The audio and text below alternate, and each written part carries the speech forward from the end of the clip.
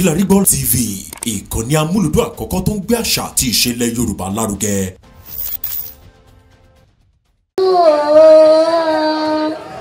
Òkìkí Lawrence mo láṣẹ ìṣàmọ́dún ọdún ayọ̀ náà sì máa ṣe.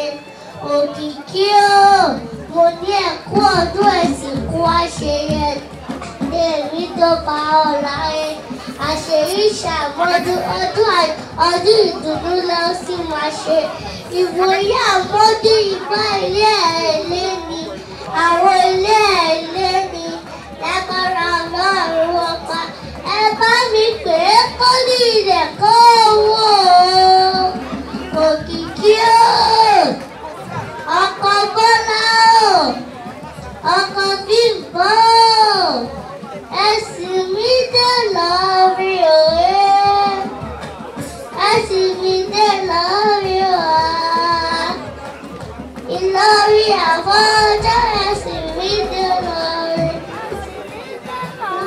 òye ẹ̀sìn mi dé lórí òye Ìlọrí àwọn ọjọ́ ẹ̀sìn mi dé àwọn akéwù ni àwọn akéwù ni àwọn aṣàdúrà gbọ́ wọ́n aṣàdúrà àpótí ti ralẹ̀ yìí ni ó wà àpótí ti ralẹ̀ yìí ni àpótí ti ralẹ̀ yìí ni ó wà àpótí ti ralẹ̀ yìí ni Ìlọrí kẹrẹ níbi yóò lẹ́ẹ̀ni mo fẹ́rẹ̀ lé bàbá yìí kankan ni Ìlọrí àfọ̀jọ́ ọmọ inú tuntun yọ ọmọ tó ń gbọ́rọ̀ ọmọ ṣàdúrà gbọ́rẹ́ ọmọ adífikálàmù dáwọ̀ lẹ́ẹ̀kọ́ àyíṣe kọ́dúkọ́dú èyí tó jùlọ sí lọ́tọ̀ súnmọ́ ìjọ náà ni wọ́n lẹ́yìn lápàdé kéwú ni wọ́n ké ẹ̀sìnlẹ̀ kúkú lé wọ́wọ́ ẹ̀yìn kọ̀ọ̀kan lóyọ̀kẹ́ wọ́n ilé wọn kó ọ̀rọ̀ ọ̀bà lọ́rùn àbí ìjẹ́sùn ọ̀tá ọ̀gbọ̀n dídí kẹ̀kẹ́ tí máa ṣọ́ ọ́hún kẹ̀kẹ́ mi dá dídùn aṣọ lè tètè yọ tí bá káfọ̀já lọ́wọ́ gbogbo àyídẹ́kọ̀ọ́ tó wá fẹ́ lílẹ̀ ó ṣàfihàn ìtòkó láyà á dùn ọmọ ẹ̀mí lọ. Ladies and gentlemen, celebrant fẹ́ jó báyìí. Ẹjọ́ mo fi Ọlọ́run bọ̀. Ṣé ní sẹ́ńtà yìí ló ti fẹ́ jó o? Celebrant fẹ́ jó o. Ẹjọ́ pátí táwa ń ṣe yìí. Ó ń ṣe pátí tẹ́nìkan máa wọ́n dẹ̀nìrà bọ̀ pé kán ṣẹ́ òun o. Sí mélòó nírú pátí láìṣọ̀tà ayé. Tó o bá rí iná lódindi fílẹ̀ máa lọ o. Tí celebrant bá ti ń jó bí yàtọ̀ sí pé a fẹ́ ná lówó ibi yóò kì í ṣàyè jó ẹ kàn náwó ẹ padà lọ jókòó don't come and dance with him. Àwọn tí wọn ọ̀dẹ̀ pé tó máa mú bárò dúdú kan dání tó máa bá. Ẹ̀dẹ̀ni àwọn alábẹ̀bẹ̀ sọnù tẹ́ máa lẹ́nu fẹ́ ìyá ọkọ mi ìyá ọkọ mi ìyá ọkọ mi ẹ máa jìyà kó bí ni o.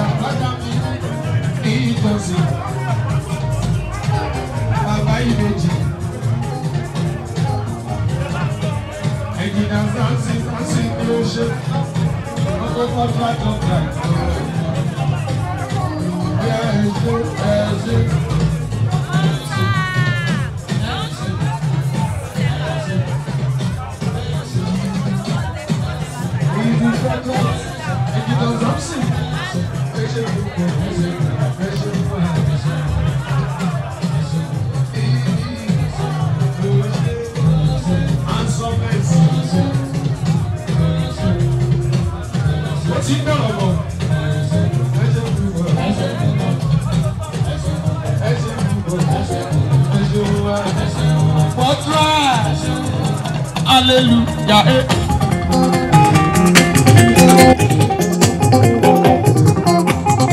Gbogbo fortright wọ́n bó kìkì dúpẹ́ Samson hallelujah hallelujah Engineer Samson is the sound of victory oh hallelujah lórí òkìkí hallelujah oh Lord of Son for rejoicing in His mercy. Come and see what the Lord has done for me. He has made away my sorrow and I am free. And you don't know, I come up with hallelujah. I forget I come up with hallelujah. Let me tell you a lie. Because of Jesus every day. Come on up to every day. Sorry, good as I see, so let the photo. Aye, Anta. He has given it all.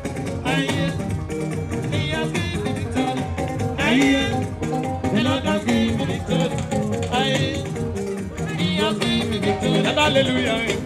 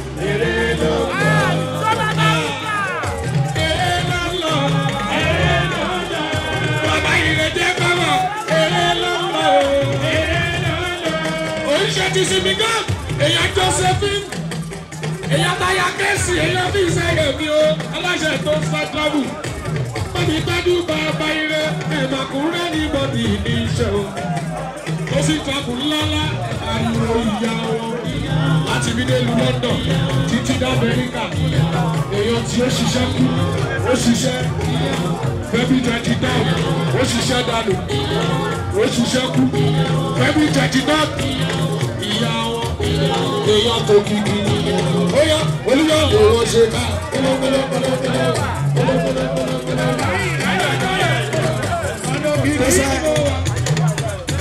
bámi tọ́jú bàbá rẹ̀ àmọ́ ìbá ní ìbàlọ́ ti ṣe. Bóyè. Lọ́ba sọ̀rọ̀ ká ní ìgbà ní Ìbàdàn. Contract lónìí, wàfẹ́ ní ká ní ìgbà wọ́n yà pàṣẹ. Contract pẹ̀sẹ̀ ní ìgbà ní ìgbà wọ́n yà pa. Contract lónìí, wọ́n sọ ọgbọ́n mi ọmọdé náà. Èèyàn sì ní kó kí lè lé kí lè lé. Èkó kí lè lé. Èèyàn sì ní kó èèyàn tó sẹ́kù. Èèyàn yà kẹ́sì ó ṣe ti rí náà.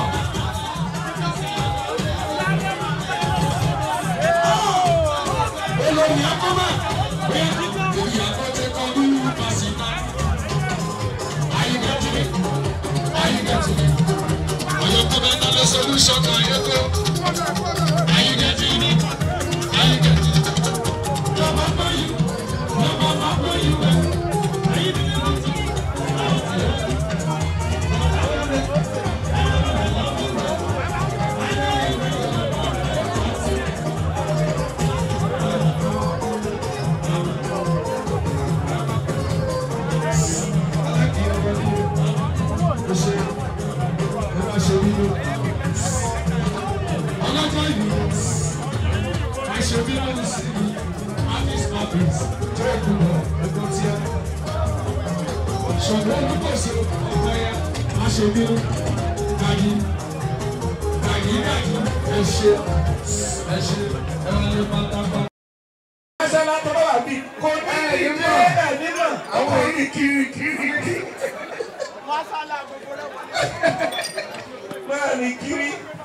Iṣẹ́ ìgbà kékeré ni wà lára ẹ̀ ó ti gọ̀ kádà ìpín ìfẹ́ gbọ́. Bímbọ́ Afọlá. Olówó bàbá ìbejì. Olówó orí ọkọ̀ ṣáà. Bàbá wíníwíní lójú òròlógún. Ọ̀dẹ́lẹ̀ bàbá rẹ̀. Ẹni ò ní tẹ̀lé lọ. Fúnra nìkan máa ń lọ. Ó ní olóṣèkó. Ó ní torí òun ṣe MC olùdó fún MC olùdó fún MC ọ̀dẹ̀. Owó tí mo fún yín ẹ máa fi sanwó tẹ bá ti pè mí síṣẹ́ ni. Máṣálá ẹ̀wẹ̀.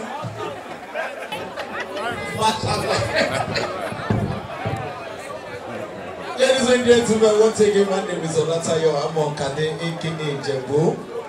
Ebi ọmọ olùkọ́ sàtọ̀ ọmọ olùkọ́ sàlọ̀ olùkọ́ bẹ̀rẹ̀ ìjà ọmọ bẹ̀mú ọmọ rẹ̀ bínú gbogbo bẹ́ẹ̀ náà rẹ̀ gbẹ́rẹ̀ náà gbogbo bẹ́ẹ̀ rẹ̀ gbogbo dání ọ̀dà ní kékeré. Ebi ọmọ ní gbogbo máde mú fi àkókò yìí kí àwọn bàbá mi ìyá mi láti ìlú Ìlísàn gbogbo ìgbà tí mo bá ti pe Òkìkí màá ní àbúrò mi ló fẹ́ ó máa ní ẹ̀gbọ́n mi lóòótọ́ ni. Bímbọ́ Afọláyan were from the same Ìlí city láti ìlú Ìlísàn inú mi dẹ̀ máa ń dùn gbogbo ìgbà tí mo bá ti rí wọn papọ̀. Èmi gbàládùra wípé 10 wedding anniversary 10, 20, 40, 50 títí wọn máa fi bára wọn kalẹ̀ ni ó máa rí. Mo gbà tí mo délẹ̀ kan mo ní Òkìkí welcome to 40 bó ṣe máa ń rí nìyẹn tó bá di 45. Ìjẹta ni mo níyàn kan tó kọ 44 plus 45 máa gbà pé èèyàn ti ń disclose age wọn so that wọ́n ti rí mi gbòòrò wàá mọ bí o ṣe máa bá mi sọ̀rọ̀ 50 plus ẹ̀gbọ́n ní ṣe àtiwá God bless you. O lè sí. Jigoda Jigo congratulations Jigo Alasadio Yami Alashabire ní àtàyè Yami Alashabire ní àtàyè thank you DJ thank you. Ibi táwọn abadé àṣẹ́mùsì àdúgbò kéréje mọ́ international America Canada àwọn ilé iṣẹ́ ìsìnkú ni ọ̀gá ti ń sìn àwọn aníwò pété kọ́lá ti gbé wa débẹ̀ òun ní kábíyèsí pìtìpìtì kíkọ kò sílẹ̀ dábẹ́ ọ̀gá ti ní ìṣúra ọkọ mi wà á gbé pè ó máa ń lọ gbà mú ṣòro ọ̀gá ti sìn gbọ́ ọkọ mi.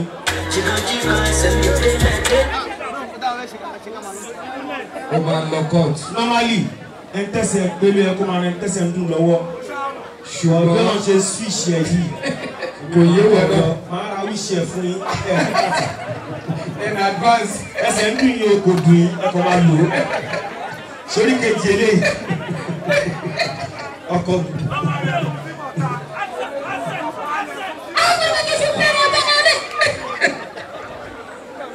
ọkọ mi ẹ bá mi sign letter gbogbo movie industry ẹ lé mi ò sí bẹ́ẹ̀ mọ́ TikTok ni mo ń gbé. ọ̀rẹ́ mi ṣe ọ̀nà àtijọ́ òní dí. ọ̀rẹ́ mi ṣe máa ra wíṣẹ́ fún ọ máa ra kúlà oúnjẹ fún ẹ kí ni kí n sọ kúlà nù gbogbo location so máa fún yín 100 kẹ manage ẹ mo ní pẹ́ ti ṣe wàhálà gan kọ́lọ́wà.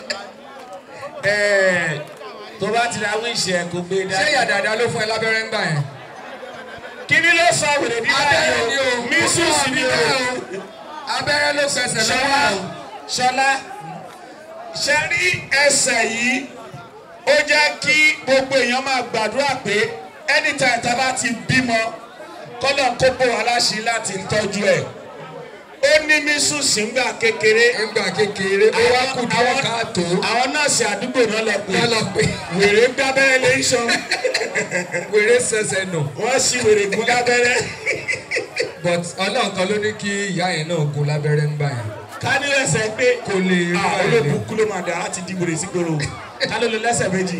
Yẹmi Ẹlẹ́ṣọ̀, come to the microphone. God bless you. God bless you. Yẹmi Ẹlẹ́ṣọ̀, come to the microphone. Yẹmi come. Okay, be ready after him. Then we have Niyi Johnson that will cut the cake. We have Niyi Johnson. Omugbo.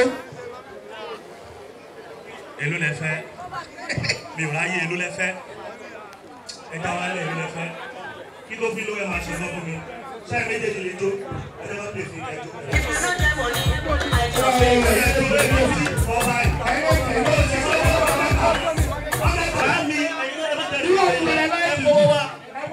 Èló lẹ́yọ̀ kan ṣe bí 50,000 ni èèyàn kọ̀ọ̀kan wọn 100,000 lọ́wọ́ àbí àwọn méjèèjì ẹ bọ́ bí ẹ̀dá wọn lójoojú nù yín. ẹ bọ́ bí ẹ̀yìn òun rèé kò sí ọ̀rọ̀ wọn lè fẹ́.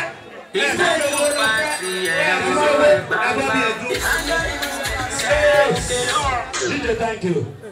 ẹ̀yin méjèèjì ẹ̀ńtọ́ bá mọ̀ jójú lókèrè àti gàjí a máa fún yín 4,000 ẹ̀yin méjèèjì 4,000. a máa fún yín 4,000. bàbá ẹ̀ á jó lórí ọ̀gá. bàbá Ẹlẹ́ṣọ̀ á jó olóṣù. ṣe sọ wá di kejì kọ́lá ní ìgò gbọ́mọjó olóyè àwa ní ká máa jó lélẹ́yà ọmọ àlè ó fẹ́ lọ rọ̀ wá. Bẹ́ẹ̀ ẹ bá lè bá fọwọ́ kù lọ, a bá fọwọ́ pa ti ń yẹ fún mufọ jáde mufọ. Láì gbowó wa ṣẹ́ 4,000 jáde. Kẹ́ ló 4,000 jáde. Ẹ̀yin kò fà tó lọ ṣẹ́ ẹ̀ṣọ́ gbogbo kiri mufọ jáde. Kò ṣe é rẹ̀.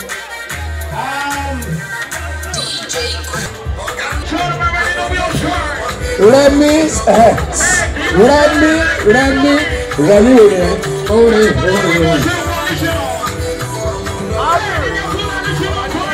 Wasila Coded.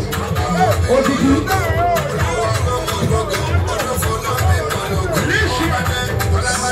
DJ Bobby, wait. DJ, wait. láre ẹ wo ọmọládẹgbọn látàárọ̀ ẹbí tó jẹ ẹ wo igun ènìyàn ẹ bá ẹ̀kọ́ pọ ẹyin ṣé ìlú ẹgbẹ́ ní ìfẹ́ ẹ̀yìn ìfẹ́ planda ìgbèrè ẹbí tó jókòó sí ọgbẹlẹgbẹ.